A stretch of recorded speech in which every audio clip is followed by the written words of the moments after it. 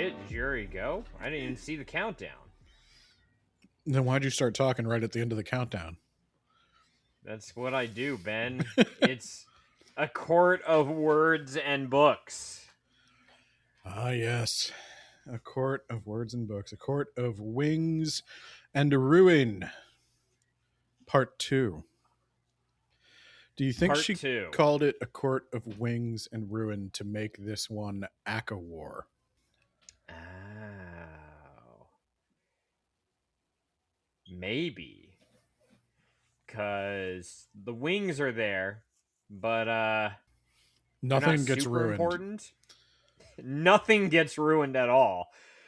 Not at all. Yeah, I didn't even think about that until you mentioned it, and I was like, you're right.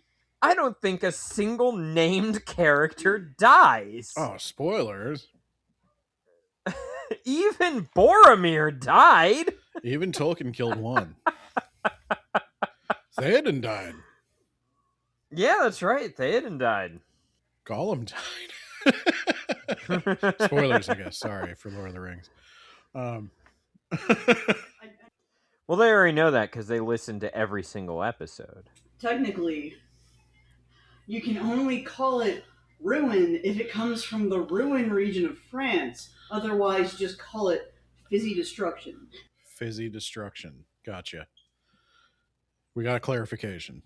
Oh, so do you want to guide us through All right. part 2? Do I have to recap part 1 for you, Nate? Part 1 is they're in the spring court. Now they're not in the spring court. Mm-hmm. Part 1 ends with them going to the autumn court, but we already talked about that. And now she's back in the night court. And I have a note here that just says they fuck for a very long time. Oh, yeah. We should probably put a content warning at this point. Now that she's been reunited with Rhys and also his Wang, we're going to see that a lot, and she's going to feel that a lot. So there's a spice warning, I guess. Spice warning. That's what they call it.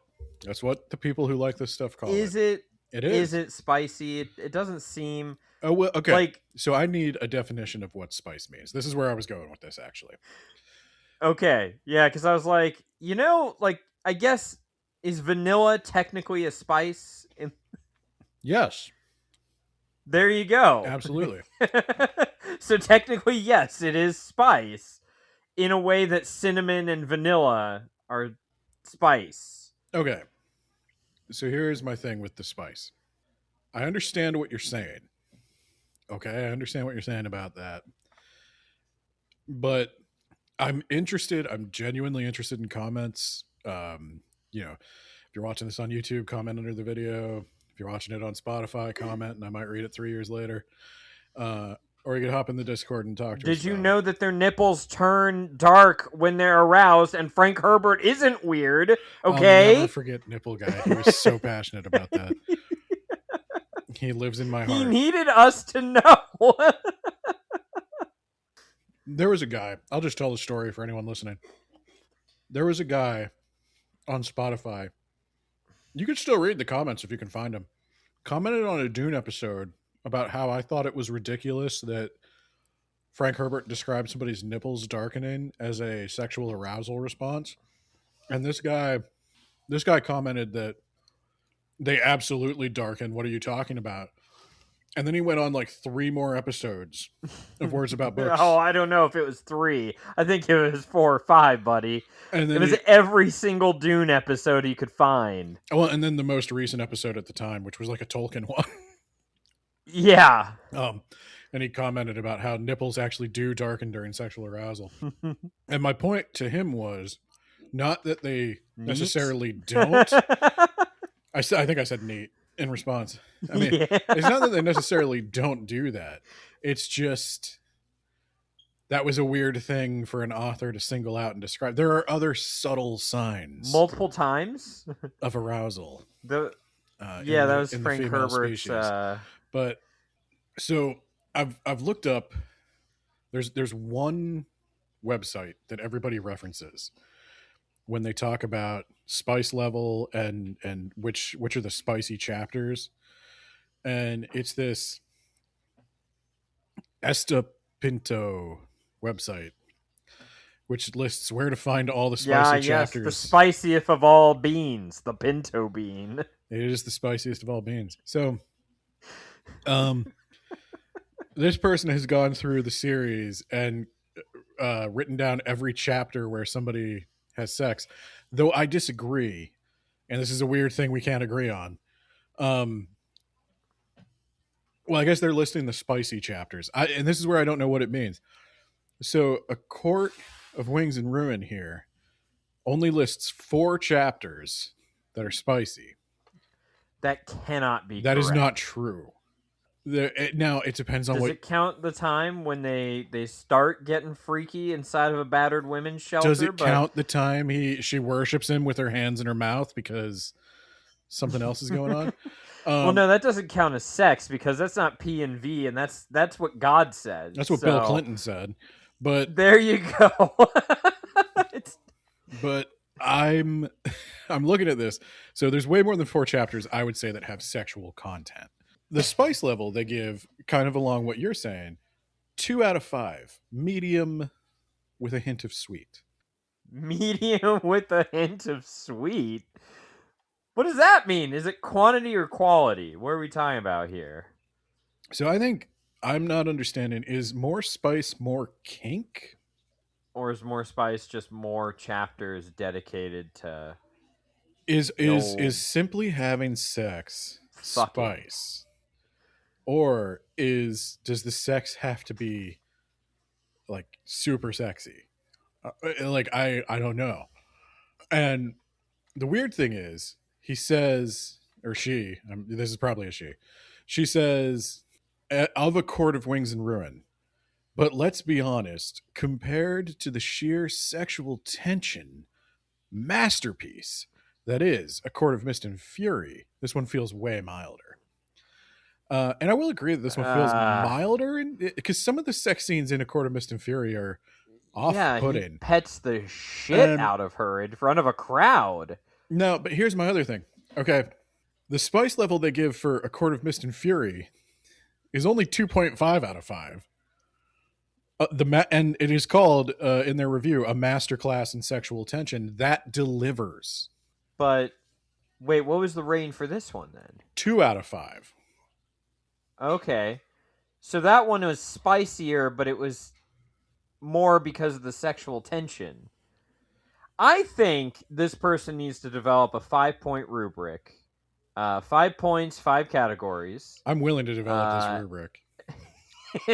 I know you are. I'm willing to. I have some thoughts on criteria. If, like I said, I feel you had your content warning, guys. It's about to get weird. I feel that if you describe the approximate size and texture of your clitoris to me, we're in spice territory. Is this something women think about? Like, oh man, my clitoris be huge, dog. Is that... I can't tell you, but I can tell you if women were men, they would. Yes. Yeah. I can't tell you if they have those conversations. But Shy says definitely not. Shy, you're not binary. It doesn't matter what you think.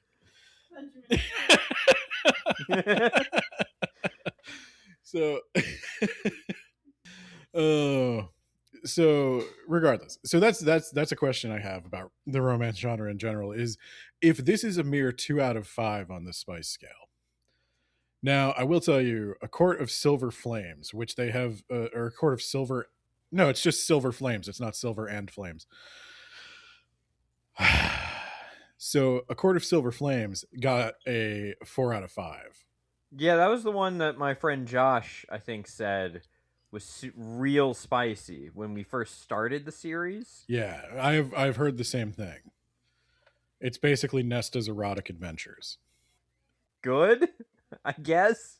So I always thought, I want to know what's inside that head. Her mind, not like a head. I'm trying to avoid Like I've metered the number of times I can say clitoris on this episode, and you're burning through them, Nate. If it helps, when I got to these chapters, I was like, all right, plus 10, plus 10, plus 10. All right, where are we at? Still talking about plus 10, plus 10. All right, where are we at now? Okay, so I read the book. Yeah, no, I skipped to the plot, Ben. I read for the plot, okay? Well, I bet you were disappointed. I think I liked it more than the second one, but I think as we talk, I will probably change my mind on that, because one of my points is about the trade in Hybern, and you made me think about it, and I went, hey, yeah, wait a minute. That doesn't make any sense.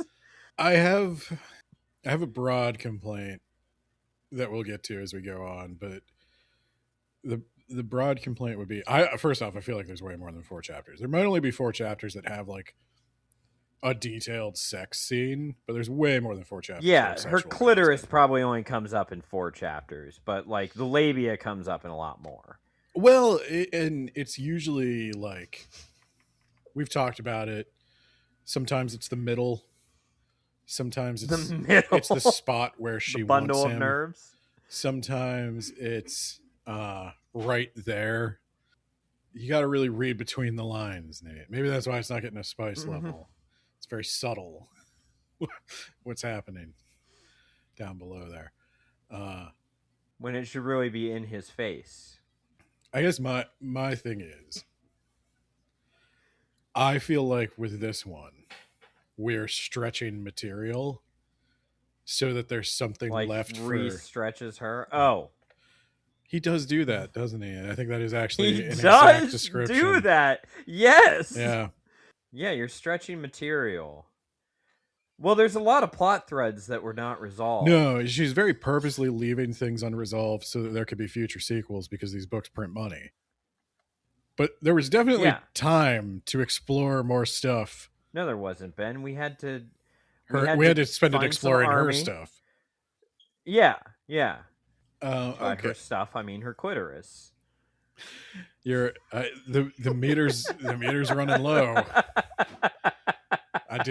Look, we got a lot of this book to get through, and I don't know if we can get through it if you burn all of those uses in the first 13 minutes.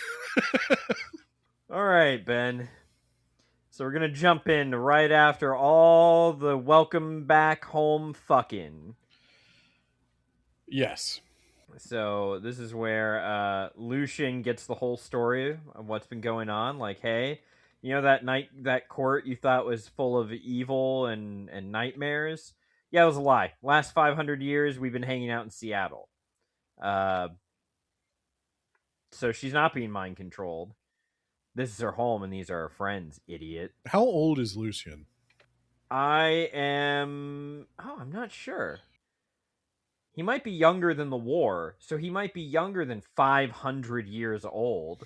Oh, yeah, he is definitely young. He's right around 500 years old. I think we figured that out. It says mid to late 400s, but that is a fan theory. No, that fan theory is never stated. That fan theory has evidence because of the circumstances of Lucian's birth, if you remember those. Yeah. Yeah. I was there. Yeah, I was there, having it narrated to me. You want to talk about stretching? Yeah. So the last 400 years, it's all been a lie. He's not really an asshole. You're an asshole. That'll teach you to lose the majority of your land to give to humans. You selfish asshole. Fuck you. Did the Spring Court lose the majority of their land? Yes, they talked about that in the first book. Most of the Spring Court was diminished and given to humans. So you've been reading the wiki nonstop, right? No, I've just been Googling things that cross my mind. What is a court? I don't know. I don't. So there are 3 fairy cities that are on the mainland. Mm-hmm. Or the main continent. And my response to that is, huh? Was that always the case? Why are they not courts? Why don't they have themes? Yeah. Yeah. Why does the Spring Court have a theme? And why, when he gives up the territory, does it lose that theme? Is it not the land? Is it Tamlin's family that is spring themed? How did we also decide on dawn, dusk, and night? I don't think there is a dusk, but you keep saying that. Wait, what's the other court then? Day? Day? What's the difference? Wait, hold on. What's the dawn court then? That's the healing guy. But okay, so what is the difference between dawn and day? Which side Like, the is it- sun's on? So the day court, is it always day? Well, it's not always night in the night court. Yeah, that's right. But so what is dawn? Is it always dawn or mostly dawn? Like it's dawn 12 hours a day and then the sun rises real quick and then goes back down? I don't think the solar courts have rules. Why not? Why are they even named after solar courts then? What is a court? Is a question worth asking. The way you're asking that question makes me feel like it's about time for a sex scene. Yeah. But only mouth stuff so that we don't get too spicy. We got to grow. We've got a few more books later. So like mouth stuff and hand stuff. And then I got to go see my sisters. I haven't seen them for a while. Okay, let's see. A court is one of the 7 sovereign territories that make up the fairy realm. Yeah, we know that. Each district is ruled by a powerful immortal high lord, possesses its own unique magic, climate, aesthetic, culture, and value. Mm-hmm. Okay. I get that, but why? Only them? And why those things? If, for example, we were to kill Tamlin, Tamlin doesn't have a child. Does the Spring Court just cease to be, or does the Spring manifest a new High Lord? Yeah, because it's definitely not prison rules. I don't just get to become High Lord if I kill him. Well, but the power transfers, doesn't it? Isn't that how Rhys became High Lord or something? Like he just got his dad's powers or something? His dad, Tamlin killed Rhys's dad, I think, and Rhys killed Tamlin's dad. They killed each other's dads, and they didn't begin making out. So dramatic. Non-Prithian Fey kingdoms. Instead of the elemental court system tied to the Earth's natural magic, these realms rely on traditional human and Fey monarchies, as well as learned magic. Okay. But why? I don't know. And I don't know if that's been said yet. Well, a lot of humans are going to fight in this war, so we'll probably learn a lot about them. Yeah. But first, we gotta go see the people who were humans, but are not humans anymore. Feyre sees her sisters. Nesta is brooding and angry, so nothing really changed there. And her sister is distant and sad. Brooding and sad, I guess there's yeah. been a little change. Yeah. And she's like, I did this to them. And I'm like, no, you didn't. Well, But I guess I understand the need for the protagonist to feel bad about themselves. She involved them. So they were gonna be involved. I kind of blame the High Priestess that kidnapped them more than Feyre, but The only reason the High Priestess knew about him is because Feyre told her. yeah, well, shit be whack, dog. I'm just saying, Feyre stores your data in plain text. Not necessarily. She's not the hacker, but she's not making it very hard. Well, in the future she'll try a little harder, and you can't go anywhere else. Were you gonna buy an Xbox? You're not gonna buy an Xbox. Let's be fucking real, okay? You're with Playfera, and you're always gonna be. So yeah, there are fairy lands on the continent. There's like 3 of them, and they're not tied to the Earth's magic, and I don't know what that means. I'm sure it will come up sometime in the next 4 books. I'm quite certain Maybe. she doesn't know what it means. I'm quite certain some And of this. This is just. I'm going to tell you. This is where I didn't like the book. Is this is where I'm going to say like, there's a. I don't know. I could be projecting, I guess, but there's ways to write, and my preferred way to write, get it all on the page, edit it into something. A lot of this feels very unplanned, very stream of consciousness, very like the characters are just kind of moving around, having whatever conversations just, kind of naturally come up. And there's a couple of like really broad themes we've got to hit. And we eventually start moving towards them. But then a lot of stuff winds up just like crammed in at the end because we spent so much time just like, I don't know. How many times do you need to check in on Elaine to see if she's still sad? How many times do you need to check in on Nesta to see if she's still mad? a lot. And All the time, actually. how realistic is it for her to stay mad for like Ever.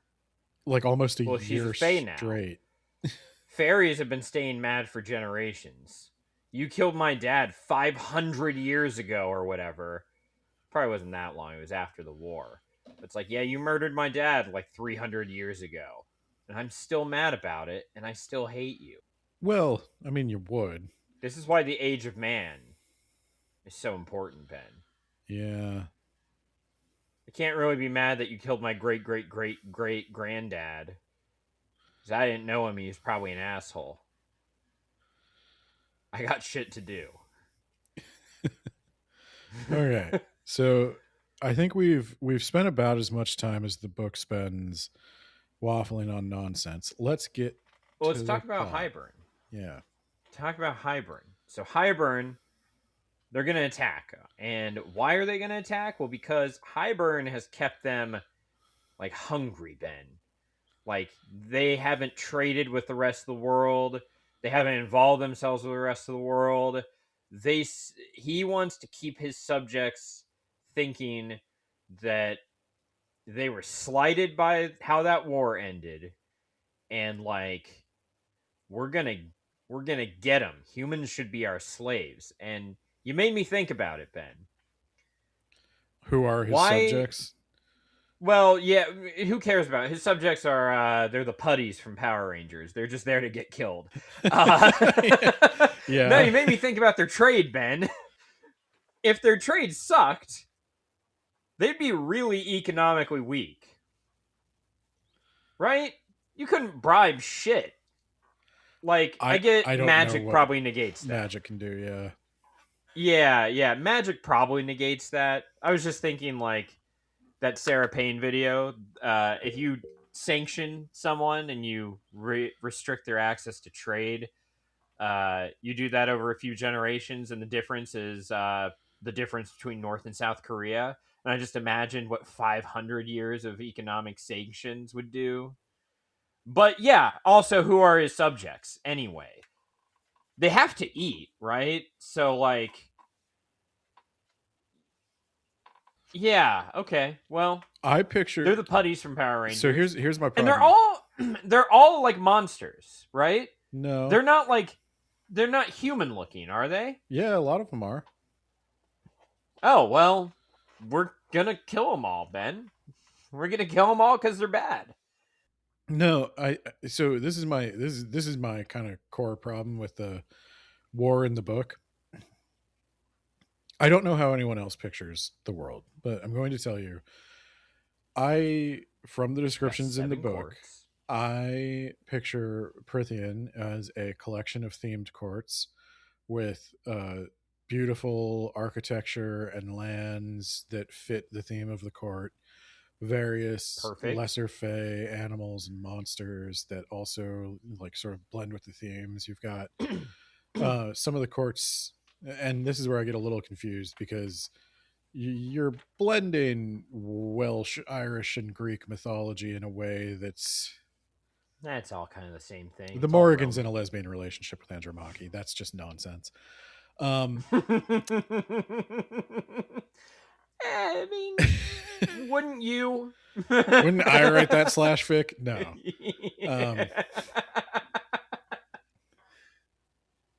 I was gonna say what's next. Reese gets with Achilles, but that could happen. So yeah, there's a lot of that. But when I picture, so I've got a pretty good idea of Prithian. That's what I'll say, because I think she spends a lot of time describing it. She, I think, has a clear idea of what Prithian looks like. Yeah. Hybern.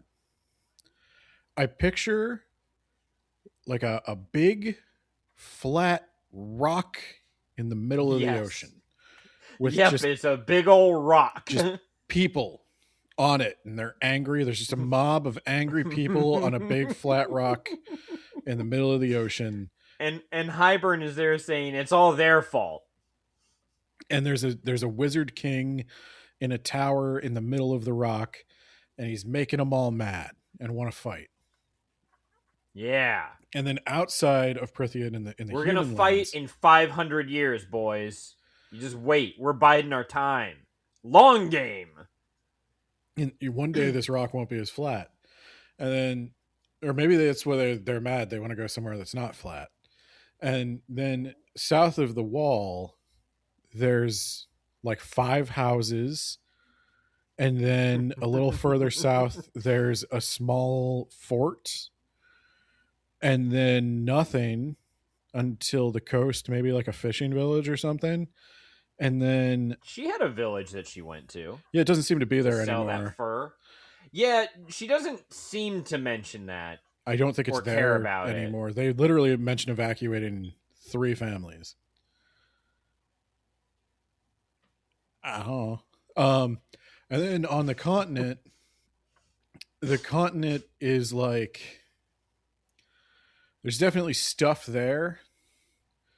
There's probably some kingdoms and some castles. How big is the human land on this tiny island? Why wouldn't we just, like, how about the fairies just keep all that and you leave the continent? Kind of wondered that myself. That way you can't accidentally collide into the wall unless you're on a boat. I don't think the continent serves a purpose. The main continent or the place where Feyre is from originally? The main continent. You're going to have to go to the next book to fight the queens. I don't think it's going to serve a purpose in the next book either. Well, you're going to have to go to the book after that. I don't... this is the George R. R. Martin, why didn't I write 5 Kingdoms? Why didn't you write 5 Kingdoms? Well, at least Sarah J. Maas gets these out pretty quick. Yeah, but... And the margins are real generous. I love that. It makes me think I'm reading a lot. I read 700 pages in 2 days. So I don't think it was really... It wasn't 700 pages of Lord of the Rings, I can tell you that. But yeah, the world is empty. I think I described it to you as like, when I'm DMing D&D, subscribe to our Patreon to see Words About Books, the role-playing game. There are lands I would imagine you guys probably have a clear picture of as players. Like, I think you have some semblance of like, or some conception of like what the main city looks like, especially the place where you're always meeting and stuff. I think you got Canal Town. I gave you guys like a full map. You spent a lot of time there. You went all over it. You probably have a good idea what that's like. And the chief at the warehouse taught himself how to read. Yes, and Terry. And but if I were to tell you that there's like lands to the far near east that might resemble Arrakis quite a bit. You wouldn't really have any idea what's going on there, because I don't really have any idea what's going on there yet. I know I'll need them for future campaigns. Like, I know that's where I want to go. Like, what we do in Words About Books, the role-playing game, spoilers, is we have these players play through kind of like a medley of all the books we've covered on Words About Books, and they have to guess which one they're playing through at the moment, which Nate does almost immediately, to his credit. And I obviously we're going to do Dune at some point, so like I have some idea for like a desert kingdom, but like I don't really have much of an idea besides like there's a desert kingdom, and that's the vibe I get from Sarah J. Maas. Like, there's a continent and there's queens on it, 9 queens, and a guy in a tower who can curse one of them. That's definitely there. And I imagine there's like mountains and forests and all that stuff that you normally have on a continent. And it's big, bigger than where you are now, and it's a lot of humans. But there are also 3 fairy cities 3 that fairy are allied cities. with Hybern. Are they? But Reese has nullified them because they've leaked some information or something, and now they're going to keep them busy, so they're not going to show up in this book. Yeah. I guess I'm just saying, like, my main problem with the book is it's all about the fate of the world in this one. And I don't know anything about the world. I don't really I just realized care about the place where they're that's always a fighting. problem. I don't like, they're not fighting in any of the territories we've actually explored or become attached to. They're fighting. No, they fight in winter and summer and south of the wall. line. Whatever that place is called, south of the wall. I don't even know the name of the place they're fighting. I just had a thought. God, what was it? I bet it's called like Hybern's Fall now. Oh yeah, why was Feyre shocked that Reese's second in command was a woman if all the human leaders are women? I wondered that. I've been wondering why they're queens and what that looks like the entire time. Yeah, I think society would be a little different if it was nothing but women ruling for the last 500 years. I'd guess that internalized I'm guessing because misogyny, 500 years ago it was human queens that brokered the peace. I guess that strange out of place internalized misogyny is coming from the same place as Morgan's strange out of place internalized homophobia. Okay, all right. We live in a world where the High Lord has a boyfriend. We live in a world where one of our most inspiring tales is about a woman saving her wife. But I can't tell him I'm gay. He just wouldn't understand. His personal childhood hero is a gay woman. And his favorite story about her is that time like she saved her wife. Why would that guy not understand?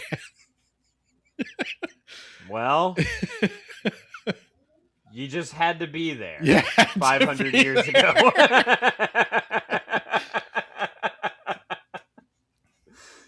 So, hey, look at that. Nesta finally came to dinner. That's amazing. Oh, wow. She's still mad, though. Oh, shocking. She doesn't want to learn to fight, but eventually we're going to convince her to learn to fight. Eventually. It's going to take a long time to get there. I don't think she ever really learns how to fight. No, she doesn't really learn. She doesn't, but she's connected to the cauldron, so maybe she can prevent the cauldron from busting down the wall. So here's what we need to do. It's a bunch of checklists, okay? So we got those 3 fairy nations out of the fight. That's check. We need to locate these survivors or whatever who hundreds and hundreds of years ago and Jurian's looking for them, and we're doing that. They're on an island And that's also- a slightly lower flat rock, but also it's ruined.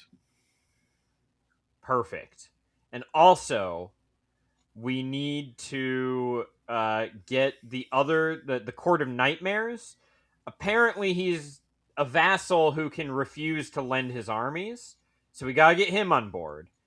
And then we gotta get all of the other courts on board. We gotta have a big powwow, a big meeting, where the League of Nations needs to come together, and we need to all stand united against Hybern. We need more soldiers. You know my favorite and thing also about- maybe we need to Sorry, my favorite thing about Reese's agreement with Kier is that, or I don't know how they say it, Care. Kier is how it was in the audiobook. My favorite thing about Reese's agreement with Kier is that, magically speaking, Kier can refuse to lend his armies, but magically speaking, Reese can also kill him. Kill him. Yeah. So Can't I just say, join me, and you say no, and I just start breaking shit in your body until you say yes? yeah, I'd just kill him and then be like, next guy. You want to lend me Next the guy, army? you gonna lend me your armies? I can do this until... Yeah, I think feudal lords couldn't just straight up do that because they were normal dudes. They didn't have magic. Well, I mean, they could, but then they'd kill them. Yeah, then there'd be some problems. Like, they did refuse to do that stuff all the time. And then they get killed. That's called a or rebellion. There would be a revolt, and the king would be deposed. It'd be a civil war. Yeah. Yeah, I mean, technically, you can always do a civil war. Yeah. That's you always got that option in your back pocket.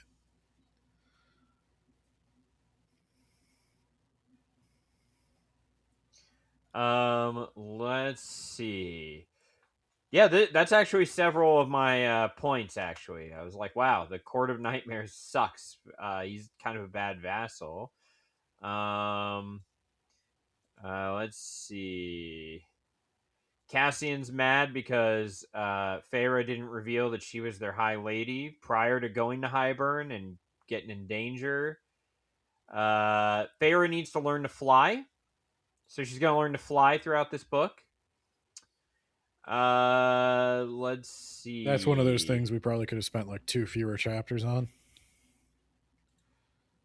And now we got to go to a library to research some things on how to beat Hybern. The library. And the library is also a battered woman's shelter.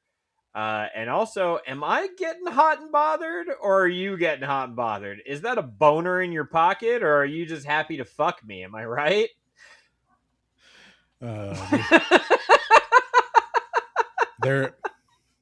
Okay, so Nate is surprisingly prudish when it comes to the sex stuff. Like you heard him, he's got to skip it. He's just too embarrassed. He can't be listening to that at the gym. What if the other men hear? I listened to all of the maybe I'm just gay, Ben. I listened to all of the what's his nuts, Chuck Tingle. I grit my teeth. I thought of England, Ben. Yeah, that's okay. I will unpack that later, but maybe that's for the patrons.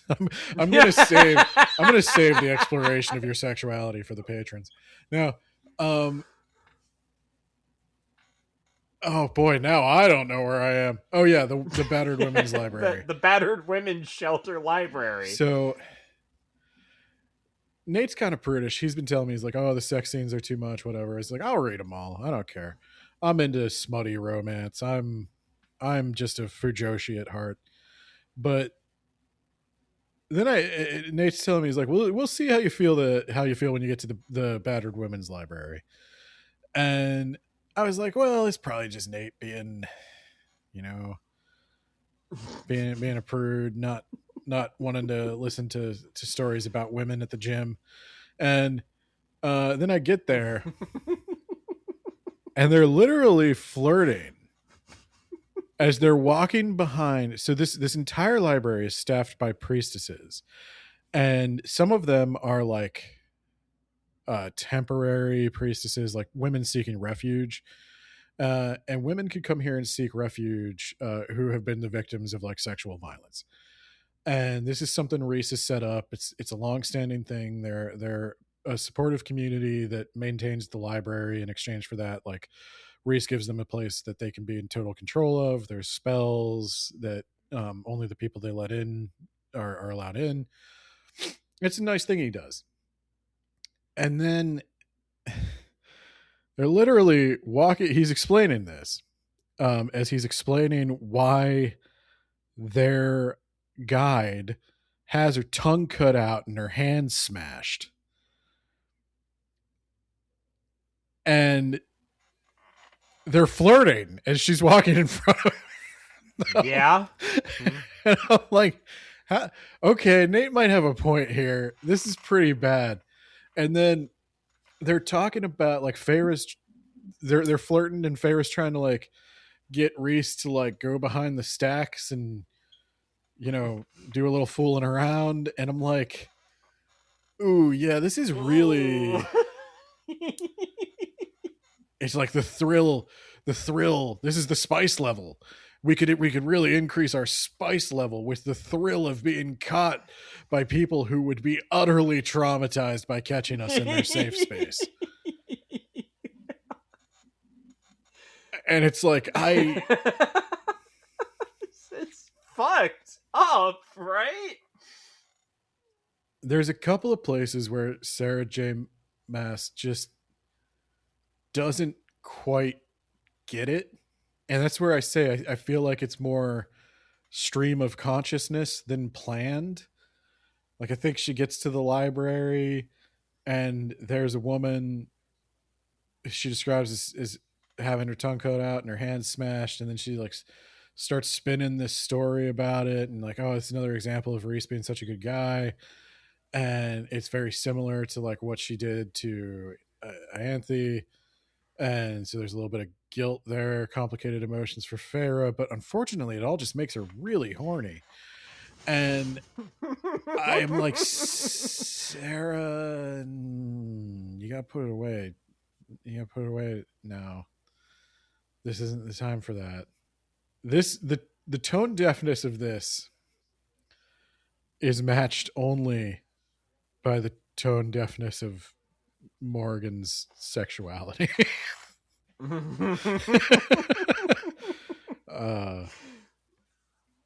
of these things are like reveal that Sarah J. Maas is actually like a terrible person or anything. I want to be clear about that. It's just swing and a miss, Sarah. Yep. Your editor is not being honest with you. Your beta readers are not being honest with you.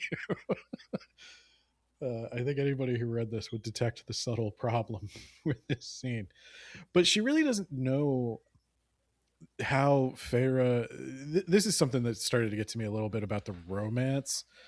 And I think the Farah and Reese's romance really already had its emotional climax in the previous book when they get married. Yeah. And yeah, you know, her having to go to Tamlin's court at the end was like, oh, that's how they're going to keep it going. She's going to be there for a while, but then she gets out of there pretty quick. And then now they're just kind of a married couple with a healthy sex life, great communication, and we're just kind of watching them have sex. And that's when it's like, okay, well now it's not, it doesn't feel so much like a romance book. It feels more just like I'm watching a married couple have sex, and that's fine. But like I compare it again to those. Yeah, that's what I do every day, but you know. Through my own eyes. No, it's that's what the mirror is for, okay?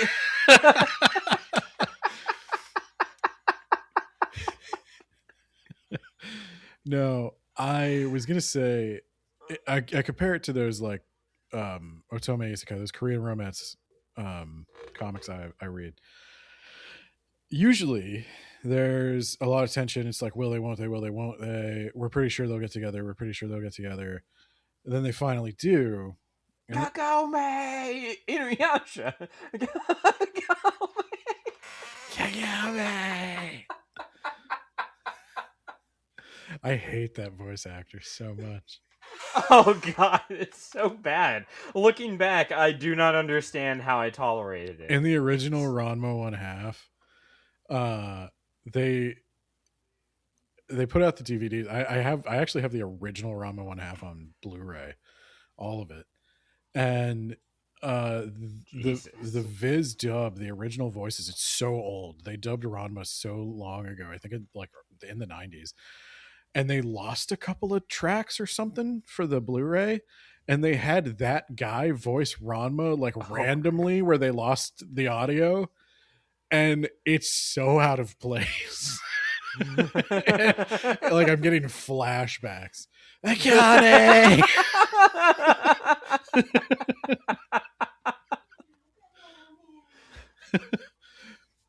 I know his name. His name is Richard Cox. Richard Cox. I don't know why. I was going to say the exact same thing. I'm like, I also know his name. It's weird. Such an annoying voice actor. I bothered to learn his name. It's like him, and then his like polar opposite is like that. What's his name? Steve Blum, who does Spike Spiegel, whose voice is just like butter. Oh yeah. That should have been Inuyasha. Kagome.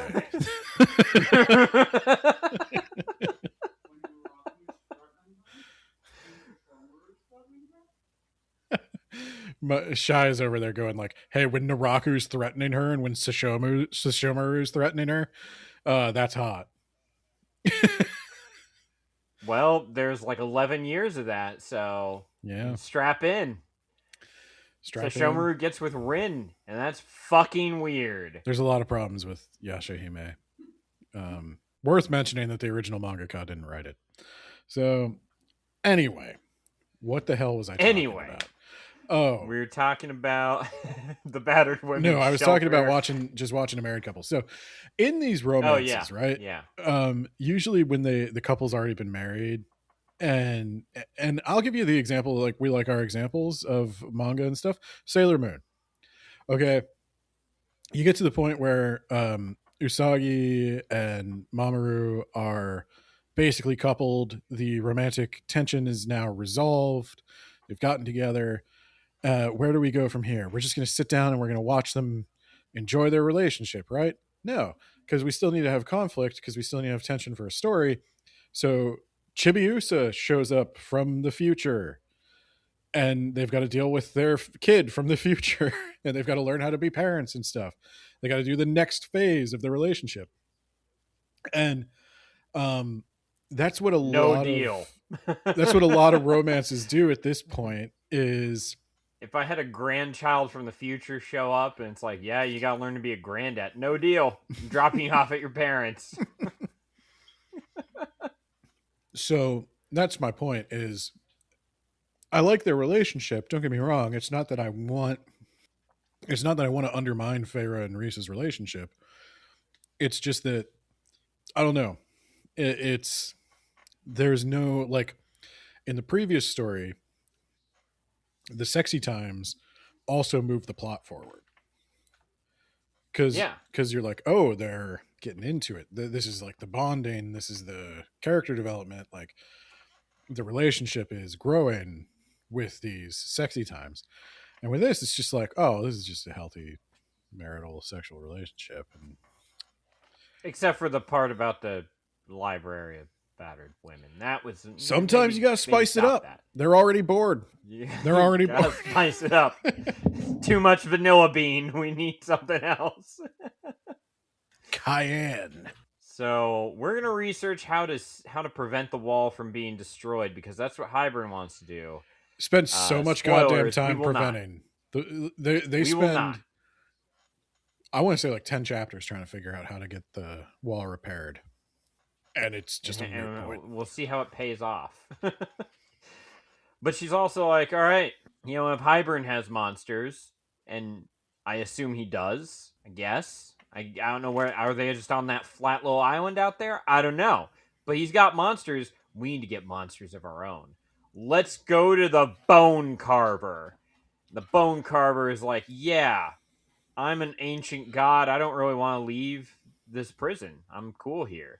But if you get me this magic mirror that Morgan's dad, Kier, has, then I'll join you. Also, my sister is the Weaver. So there's that. I really don't We're like ancient beings. I really don't like the way the imprisoned ancient deities are handled. We're even more ancienter than Fae. We're more immortal than Fae. We're ancienter than Fae. We're gods, basically. Evil death gods. But for you, Feyre, the plucky 20-something protagonist, I'm just a big marshmallow. I'll just do whatever you say, no consequences.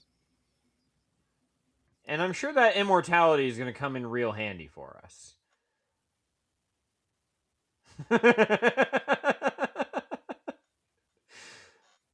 So then I took a month break to read other books for this podcast. And I'm back with the quote, Elaine is a sad sack fruit booty. Explain.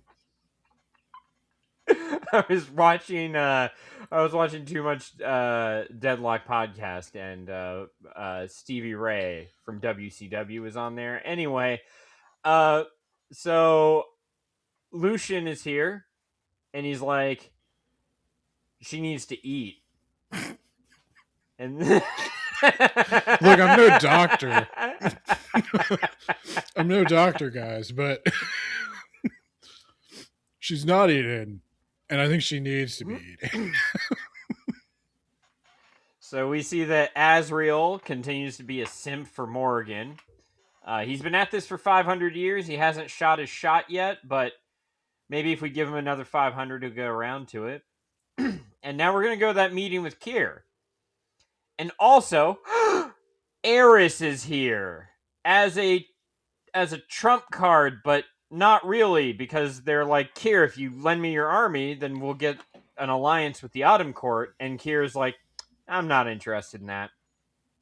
I'm good. No, what I really want is coffee. I want to be able to come to Seattle whenever I want. Yeah. Yeah, I didn't even realize you had another court. Where'd you think I was? And I want access. And Morgan's pissed off and angry that Reese is like, deal, but we're going to restrict your access. There's only going to be a certain number at a certain time. We get to decide who and when. And she's like, he's going to ruin Seattle. I wonder he's going to expand the coffee shops all over into a global empire, and then he's going to blame the libs when it fails. That's what he's going to do, Reese. Is that what you want? He's going to get a private jet, and he's going to fly back and forth? He's going to waste millions of dollars every week just to go to work, Reese. I wonder if, as the Kier are being wiped out, like they're laying on the battlefield bleeding out, and he's like holding one of their hands. He's like, it's okay though, boss, because it was worth it, right? It was worth it for what you got from Reese. You never told us what that was. Before I die. Sugar, oat milk, shaken espresso, dog. Fuck yeah. Let me pour it into your mouth as you die. He takes his limp hand and high fives it and then leaves him on the ground and runs back to battle.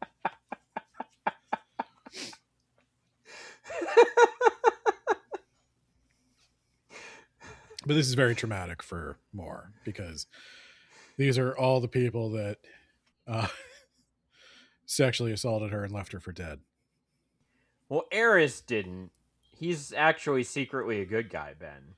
He's secretly an all right guy, planning to murder his father.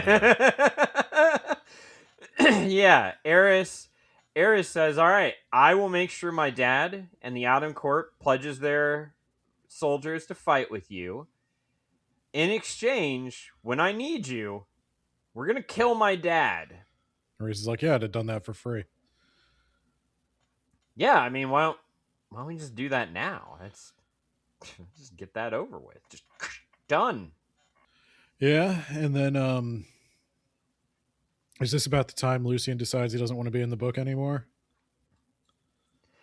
Yeah, it's around this time. So they ask for the mirror, and Kira's like, "Yeah, you can have it if you look at it, if you can claim it." Everyone who's tried to claim it has gone insane. So Now, surely, good luck, if idiot. I have to continually answer why the Eagles did not just take them to Mordor, surely they have to answer why she couldn't just approach it with her eyes closed and throw a blanket over it. I was wondering why you couldn't just grab it without looking at it. I was wondering that. Or just lie to the bone carver. I mean, maybe he would know, but like, yeah, I got the mirror. Oh, what'd you see? It was traumatic. It was horrible. Anyway, you coming out? Yeah, I don't know. So, Elaine she starts getting visions, and oh no, Lucian does not fuck off just yet. We just go back to see Elaine getting visions because that'll pay off in a bit. No, first we're gonna go back to that library, Nesta and Feyre, and finally Nesta's finally said like, well, fuck you, like a whole bunch of times, and finally Feyre's like, why do you keep pushing me away? We're sisters. And Nesta's like, I keep doing that because what was that? And then someone runs in and you know how in Star Wars they threw cocaine on that lady? It was like, you got cocaine. That's a deep cut. Even I had to struggle to remember what you were talking about.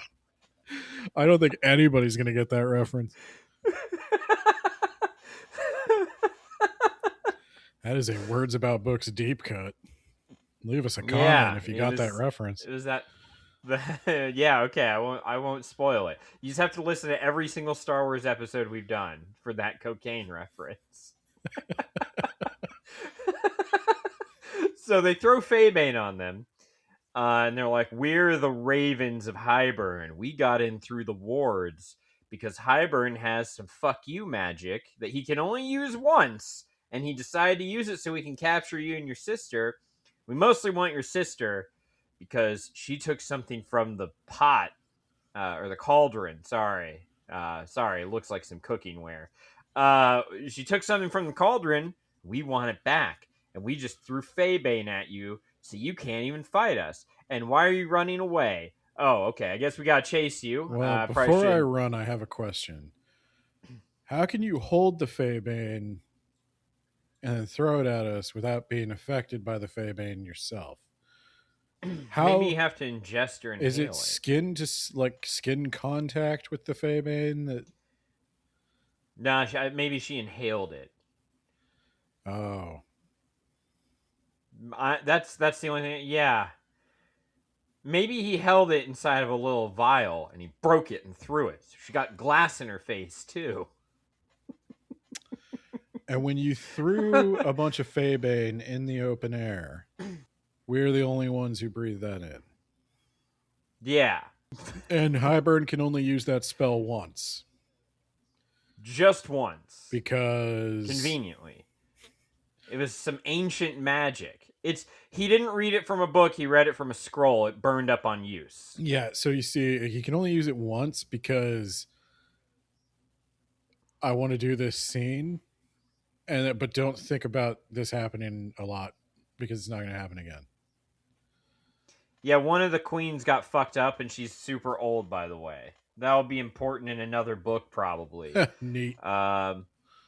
And then they chase him and they chase him and they chase him, and Feyre's like, I can't get help from Reese. I'm powerless. You're powerless. Let's go to the ancient monster that lives inside the library, at the heart of the library. And the Ravens are like taunting her, like, we know that you're running. We know where you are. We're gonna get you. We love chasing. What is that? I'm an ancient Lovecraftian monster, but for you, Feyre, plucky 20-something, protagonist of the book, I'm just a big marshmallow. Yeah. There will be no consequences to dealing with me. Later on, I will fight in this war for you in exchange for a window. Oh. Shit. I didn't realize it was that easy. No, literally no one's ever tried to talk to me before. People are off put by my appearance. The first book, if we would have known this in the first book, I would have just unleashed you on Amarantha. Cassian's seen me twice, but he never asked me how I was doing. Everybody always asks what the dog do. They never ask how the dog do. Am I right? Hell yeah. So now that this ancient monster has eaten the ravens, and they're dead now, Elaine is a seer. We're going back to her, and there's a sixth queen, and she wasn't really ill. She was cursed. Her name is Vassa, and they're like, we need to find her for some reason. She could help us out, I think. And they're like, okay, but how are we gonna get her? And Lucian's like, I'll do it. I'm done. I'll see you guys at the finale. Bye, Lucian. Bye. He doesn't find her, by the way. He runs into her when she's already on the way. He does not. No, his quest was pointless. It was utterly someone else pointless. already did it. Yeah. Oh no, Ben! Hybern has attacked the summer court. We gotta go stop him. Do we? And this is where I said. Did we have the meeting yet? No, we didn't have the meeting yet. Okay. No. Oh, So this is the beach court. Yeah, this is where I wrote that I was getting a nice change of pace from Lord of the Rings, because it doesn't glorify war, but it also isn't like, let's focus on all the trauma. The warriors, once having decided to do war, don't constantly lament doing war. Yes. Yeah. Yeah. I'm kind of getting tired of people writing about wars who have never been in a war and have no practical interest in war. Right, exactly. And it's also war, like the wars of ancient times, very different from Vietnam, which is what all war stories seem to be based on now. So I don't know. I'm not saying you didn't get PTSD. I don't know. I guess I'm just like, it's all just one note from story to story. It's all the same.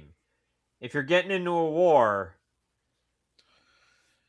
I think the thing I would like to have seen, I don't think this was like really bad, because most of the people who are in the war are not people. They're reluctant warriors. The people who are... Yeah, they'd much rather be hanging out at a coffee shop doing some poetry. What I would like to see is maybe... And this kind of applies to a lot of things outside the war.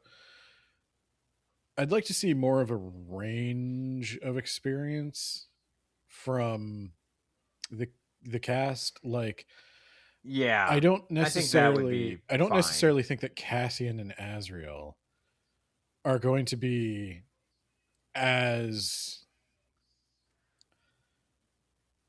traumatized by war as, say, Feyre and Morgan. You have been spending the last 500 years training for the second war after the first war that you already fought in. Yeah, like at a certain point where like Azriel, like I can't really buy that Azriel's like that it never gets any easier type. He tortures people for a living. He does. Yes. He's the spy master. I'm sure it does get easier for him. He enters your mind and reprograms your thoughts. Yeah. He does that. With a knife. Eris remembers that Feyre has some of his father's power. None of his other brothers remember that because Asriel went in there as a shadow and fucked their minds up. No, that was kind of my thing. Is like Reese is always like, "Oh, I hate this so much, but I'm so powerful."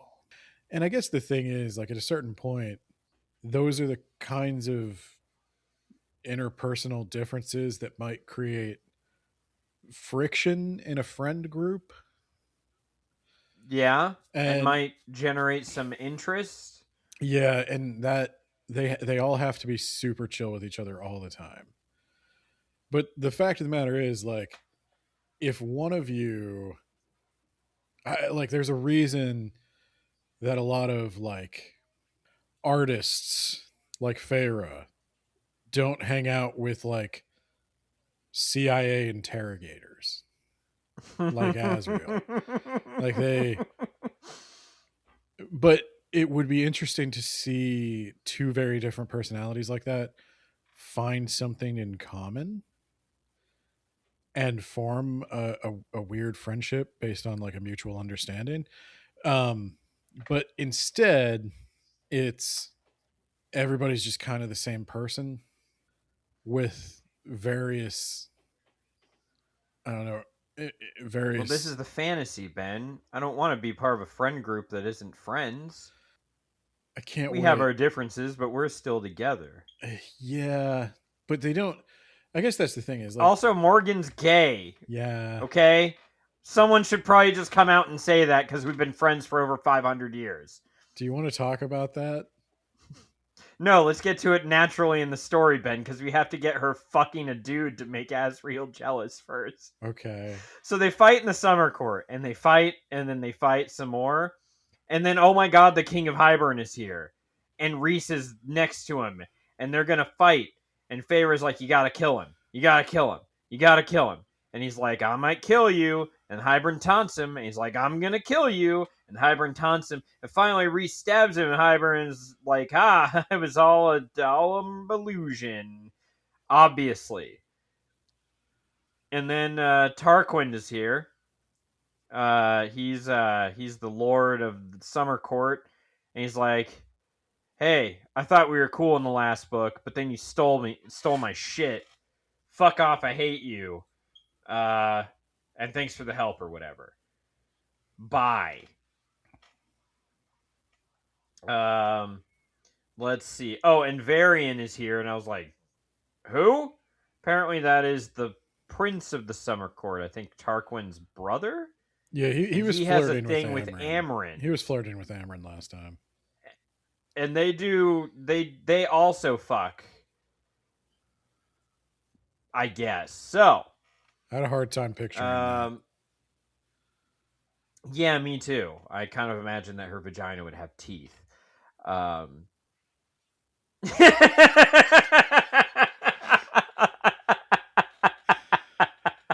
don't. So then they're gonna look for, is it Miriam? What's her name? Miriam or something? Miriam. There you go. Yeah, they're gonna look for them. They mentioned that. Let's see. Oh, they're thinking about how they finalized where the meeting of all the Hokages are, or the Kages, the big Kage summit of all the court lords. We finalized the location. We're going to the meeting. How should we present ourselves? And Feyre's like, let's go as ourselves. And it's like, yeah. Because no one likes you, Reese. You spent the last 500 years being an ass. Reese, no one likes you. You've tried So to convince everyone to hate you, and you're constantly surprised when they hate you. It worked real well. And then they're going to fuck in a war camp. The day after all the fighting. Or not even the day after. It's that night after all the slaughter and death. They're like, this is a really nice tent. And a really nice bedroll. Give me your dick. I have less problem with that. I bet that happens. I'm sure it does. I bet, like, you get that Sure adrenaline, like you thought you were going to die. You get that, like, I don't know, survival Yeah, instinct. no, my friend, well, former friend, he said that he did skydiving and like then immediately went to the parking lot and had sex in his car with his girlfriend. They were both really fucked up on adrenaline. Yeah, no, I bet that happens. Yeah, So that's not. It's not an let's anxious see. man's game. It's not something I've ever experienced. I bet that happens. I don't jump out of planes. I don't go into war battle. Like I don't go into the battlefield. All right, so she goes back to the carver real quick, and she's like, pick something other than the mirror, and he's like, no, and she's like, damn. Okay, bye. And now they go to the meeting. Ben, we meet the Ice King and his wife, who is a huge fan of Morrigan, and they do girl talk, and then Tarquin and all the other ones show up, and then even Tamlin shows up. Tamlin shows up like drunk. Like, don't fucking touch me. Don't touch me. Give me a chair. Give me a chair. I'm here, Farah. This is what you wanted. You took all my men from me, Farah. What, you want me to be your cuck? Oh, you're high lady now. What was the quote, Ben? You want to lay the quote on us? I hated this. Tamlin says to Farah, "Oh, I see. Better to reign in his court than serve in mine." And I'm like, okay, why are you quoting Paradise Lost? That doesn't make any sense. The humans don't even have religion in this world, so the whole like "'tis better to reign in hell than serve in heaven" thing nobody's ever heard of that before. This doesn't even make sense to them. And second, like that quote is only even rebellious because Lucifer is saying it like to God. Like he's telling the Christian God, I would rather rule in hell than serve you, which is blasphemy because it's the Christian God. But Tamlin, you're just some dude. You're not God, Tamlin. So like, it's not blasphemy when I'm like, yeah, no. Like that would be like my old job being like, oh, 'tis better to take a promotion at Wendy's than to serve at Burger King. And it's like, yes. Yeah. Yes, it is. It is objectively that. That is just a good career move. I don't know why. Like Tamlin, I asked you know this because he mentions it. He's like, oh, so when you asked if when we got married you'd be my high lady, and I said no, you took that personally, huh? It's like, yeah, kinda. Yeah. A little. Yeah. Yeah. And then like the lady from the Winter Court's like, yeah, why can't we be high ladies? And the Winter Court guy's like, thanks, Farah. Thanks. Now I gotta deal with this. Now I gotta divide my power. Although that is in a half good and have question high because because all the humans are governed by queens, so I am a little confused as to why not. But you know what? We'll come to it later once we figure out what a court Amarantha is. ruled them as a god king for 50 years. I don't even understand what like again, I don't why.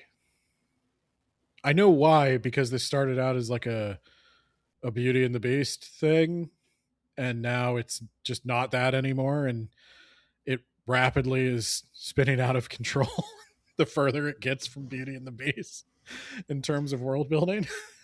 But well, Tamlin was a secret traitor against Hybern. No, you were a public traitor. You were a secret double agent. Yeah, I'm a double agent. Yeah, like James Bond.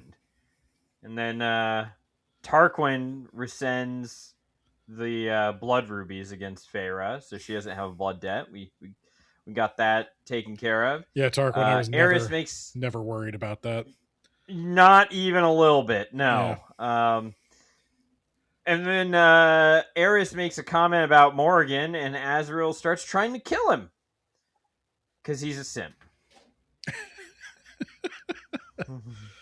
And So- Farah calms him down and gets him some wine because that'll help. Yeah. That's gonna. Yeah, you just need just a little bit. You know, you don't want to get too drunk because they'll just make you angrier. I think We want- everybody we want at this just a- table would negotiate politics better if we were all just a little buzzed. So they're like, okay, they've got a lot of Fabane. They've been manufacturing the stuff. I don't know how you manufacture it, but they have, I don't know, as Soviet style plants that just make it. Walter And the White Dawn did Lord it is in like- a RV. Yeah. And the Dawn Lord is like, well, guys, we don't have to go on another side quest. It's the sun. We already have anti-Fabane It's the sun, not Dawn. injectable. He's the Dawn. No, You sure? It's the sun guy. You sure about that? Pretty sure, because I'm pretty sure it's the sun guy's the Magitech dude. Okay, well, whoever the Magitech dude is does that. Helion or something. Is Helion the same guy? I thought Helion was the other Solar Court. He's the sun guy. Not the Dawn guy. He's the day guy, not the Dawn guy. Oh my All right, hold on. I'm looking it up because this is so weird. It's formulated by Nuan, an alchemist and tinkerer from the Dawn Court. Damn. Yeah, that's right. I thought it was Helion's. Nah, it's Dawn guy. And they're manufacturing anti-Fabane, and then Tamlin cuts in to be like, you know, you burned all my shit down and all my people fled, and I don't have much in the way of an army anymore, and also Hybern just moved right in after you left. And also, yeah, does Feyre still make that one noise right when she climaxes? First off, yes. Second, I did not cost you your army, Tamlin. You killed 2 of them when I went missing, and then you whipped another guy 21 times. That did more work than anything I did. Like, Tamlin, I thought I was manipulating you into doing those things, but you didn't think I was manipulating you into doing those things. How do you know I'm responsible for everything that happened in your court? Like, you could blame me, and I feel responsible because that was my intention. It's all your fault. It's all your fault. I can't believe you made me whip that guy and kill those guys. I'm pretty sure I told you publicly You not gave to me this whip him. burning rage. I told you not to whip him. And Tamlin, this thing you do, And that only made me want to whip him more. this thing you do when you don't get what you want, and then you just start like hulking out and smacking everybody who just happens to be in the immediate vicinity of you. Speaking of smacking people, where is Lucian? I haven't punched him in a while, that piece of shit. Lucian's busy on a wild goose chase. And look, Tamlin, I'm just gonna be honest with you. I don't care. Like everything you're doing right now, this whole like, oh yeah, you're a whore because you went with that guy who gave you power and money and status and didn't order you around and tell you what to do and what to wear and do all that stuff. You know, I had dibs, Feyre, Reese. Yeah. The sacred Yeah. Fey right of dibs. Okay? That's right. You guys took that from me. And then you made everybody hate me. And you made my high priestess crazy. And I can't believe it. It never even occurred to you guys that I might be a secret, amazing double agent. Yeah. Assholes. And at a certain point, he just keeps So anyway, calling... she shoots fire at Baron. Well, he keeps calling Farah names. And then Reese just like force chokes him. Yeah. Reese is eventually Yeah. just like, okay. And Tamlin just freezes like Mitch McConnell, who we both talked to this morning and is doing great. And Yeah, he's doing wonderful. and He just needs to absorb the life of a few more of his fellow senators, and he'll be back up and running in no time. he's currently in trolling the alternate universes, hunting down alternate Mitch McConnells to gather their power. No, Oh, I was referring to Lindsey Graham, but no, I so he does that, revealing this is another one of the secrets Reese kept, that he's actually so powerful he could probably take every High Lord all at once. And so he's like, so that's guess my second point in my favor is like, if I were trying to trick you, you'd be tricked. Like, I'm doing this the nice way. I don't want to invade your minds and make you guys do this, but I could do that. And I probably will if you don't. So, well, Baron says some shit. I think he mocks Morgan, and Feyre shoots fire at him.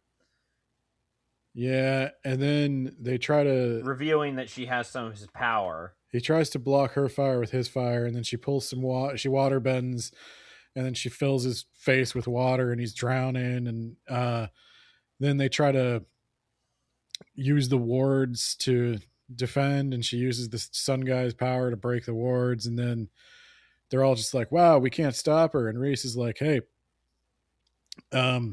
if you kill him, that's going to complicate matters a lot. I don't even really know why we brought Morgan, to be honest. She doesn't have any role in this meeting. And, it seems like it was just doomed to go this way. So she eventually lets him go, and all the High Lords are like, oh, that's where the tiniest fraction of my power went. When we brought you back to life, we must have given you a tiny, tiny fraction of our power. And she's like, yeah, I've been keeping that a secret, but it's mine now, and I'm keeping it. And you can't have it back. He tried to take it back. That was the price of breaking that curse. Yeah. And you know what? They're all just like, yeah, whatever, I don't care. Yeah, that's called dibs. The ancient fairy right of dibs. Fairy right of dibs. Tamlin's just beside himself. He's like, "Oh, now now we honor dibs." Yeah, Baron is like, "Yeah, okay, I'll consider it. Fuck you all." And he vanishes. She said something like, "This alliance unraveled because of my lack of control." I'm like, "Yeah, that was actually super easy." But everyone does eventually pledge to join the cause except for Baron of the Autumn Court.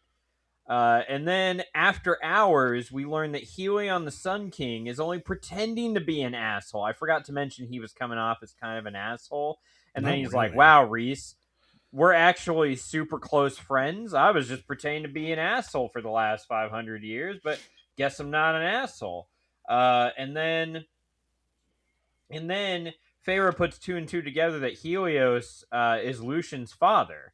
He hit Lucian's mother like a truck just upside her vagina, and bam, just making that final baby.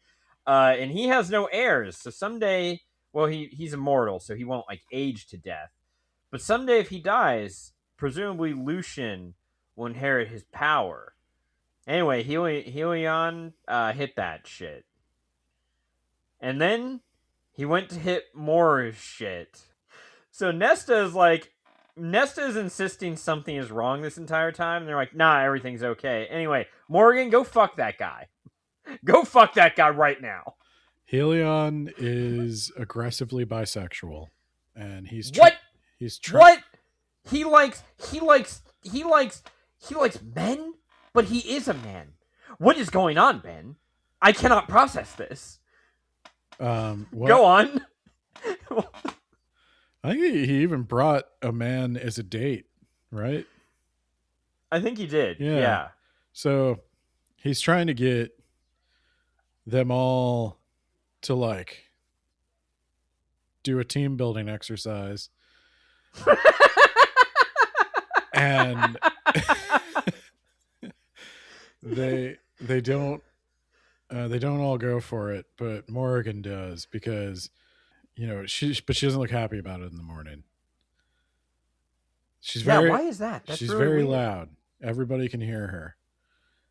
It sounds incredibly loud. Like she's like overdoing it. Like she's hamming it up a little bit. Yeah, like it's some kind of performance for somebody in particular to send a very clear and unambiguous message that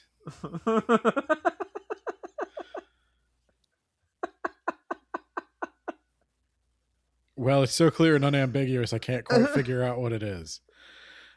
And then she looks really upset in the morning, and Farah at some point has to be like, Reese, why do we keep bringing her to these places? Yeah, where the people who like assaulted and tried to kill her are. And Reese is like, she insists on coming. It's dibs. It's dibs. I can't tell her just to stay home. It's dibs. That's how that works. Like Farah, what? Look, there are some laws you just can't break. The only reason I was able to get around it is because I called dibs under the mountain before Tamlin technically put a ring on it to call dibs. I had my fingers crossed. Yeah, we counter dibbed. Yeah. He thought he had dibs, but I actually had the dibs. Oh yeah, so we don't actually learn about Morrigan's sexuality until the next part, so we can leave that trailing, I guess. Why not? Yeah, if you want to know why it's so weird that Helion is openly bisexual, but Morrigan is well, we don't know what's going on with Morrigan right now. You'll have to tune in next week. But oh my god, the wall just shattered, Ben. Oh no. Hybern destroyed the wall. We failed to solve the problem that we were trying to research. We were way too slow. We invested way too much page length in that. So, oh shit. Okay. Now we gotta go to Grayson, Elaine's betrothed, to get... He's a doomsday prepper. We gotta evacuate humans into his compound. And then Feyre goes to Bryaxis, the monster beneath the library, and makes a deal with it to give it a window in exchange for its help in the war. Honestly, I'd be happy to help. It's just no one ever asks. No one ever asks Bryaxis if he'd like to mow down we're going to war, Ben. The last war lasted, I think, like 10 years. So this war is going to How about go 10 on minutes? For a long time. It's devastating. A small island nation is attacking us. Well, they've got a really magically enhanced kettle or a pot. They've got a brew going. So I felt, and I guess we'll get to this next episode when we have to do the rubric and everything, but like I feel like she was really checked out when she was writing this. I feel like a lot of this is just stream of consciousness. She didn't plan anything. She just started writing, and whatever came to mind is what went on the page. The cauldron shoots lasers. Yeah, obviously. Didn't you know that? Weren't you thinking in the second book that it shot lasers? I thought in the second book it was just a myth, because why would a cauldron the size of a normal cauldron pour out the world? But yeah, it shoots lasers. I'm just going to throw out an incredibly unfair comparison. But it's the problem the Marvel movies have with everything ends with a big sky beam and the world might blow up if they don't stop it. Like, there's infinitely more tension in Gandalf saying your staff is broken and the staff breaks than there is in a cauldron shooting lasers. And there's infinitely, to even go into this book, there's infinitely more tension in Feyre shooting the wolf with the ash arrow in the first book than there is in the cauldron shooting a laser and blowing away 5,000 Illyrians. Yeah. And I look forward to more comments like that, I guess. Yeah, the first book was a treasure, Ben. I wouldn't go that far. It was fine. It was It won a Wobby, Ben. it. I think I gave the first one 4 stars. I think I gave it 5. I would say very good. These are fine. These are entertaining, but they're not great storytelling. I still remember the part 3. The part 3 whiplash. Yeah. Well, as the Spice Masters will tell you, it's not spicy enough to be like erotica, but it's not well. So is a 4 out of 5 not erotica then? You have to be at a 5 out of 5 spice to be erotica? If this okay, so this is the homework I want to leave the listener with for this episode. I want at least a paragraph from everybody who listened to this all the way to the end, explaining to me what spice means to you. Because I saw somebody describe this as PG-13. No, it's not. No, That's not no. what PG-13 is. I would not want a 13-year-old to read this. PG-13 would be they take their clothes off, it kind of fades to black, and then it comes back with them, in bed, and the girl just has the sheet over her chest. Yeah. Yeah, like that thing they always do. PG-13 is not graphic descriptions of, like full-blown sexual penetration. So it's not PG-13, but at the same time, I can kind of understand the argument for it not being like spicy, in the sense that, like, while it is describing sex acts in detail, they are so like, the description needs to be one of the rubric criteria. Yeah, that's one of the things. How so we're gonna descriptive build this rubric. Don't worry. Okay. All right. We're gonna build this. We're probably gonna need it again. This is not the only series like this, and we might have to do the Christmas special. So God. basically what I'm saying is, so the spice thing is like, because they're just having like fairly normal, healthy sexual relationships, that's not spicy, I guess. Or is it spicy? Like, there's gotta be, go. It's vanilla. Well, so there's definitely a level of description. That's one metric. Like, how detailed do we get? Yeah. And then there's another metric of like, how kinky is it? And yeah, one would be like missionary position, and we're just here to procreate. One is the full Amish. We're not... There's like a sheet with a hole cut in it. Yeah. They never they do it with their eyes closed. That's the full Amish. That's a 1. There you go. 5 is like stuff we can't talk about. We would get canceled. Yeah. No, 5 is like borderline illegal. I'm gonna say borderline, because there is illegal stuff, and we're not like, that's off the chart. Yeah, that's a disqualification. That's a disqualification. Words About Books doesn't get into that. But, yeah, no, disqualified. But yeah, so those are the 2 criteria I can think of. And then I guess, like, do you throw in some kind of rating for how many people are involved? Is there like a multiplier? A multiplier? What about like how many couples as well, or how many? Is there quantity variety amount? Like how many? There you go. There you go. Because this whole like spicy pepper scale thing that's going on online, that's not scientific. We need to break this down into a quantitative. Oh, you metric. Are not kidding about a Christmas special. A Quart of Frost and Starlight? Yes. They just fuck off to Christmas land? We never know what to do for Christmas, and this thing has a Christmas special. So that's why I was like, well, damn it. And if you do that, you might as well put do on the schedule? Yeah. Put it on the schedule. All right. Also, not to reveal our secrets, Nate, but it's a novella. Yeah, I saw that. It was 229 Yeah, pages. yeah, With so the margins of this, it'll take like a it's few about hours. it's maybe. about like 100 real pages. So let's just that's our Christmas gift to ourselves.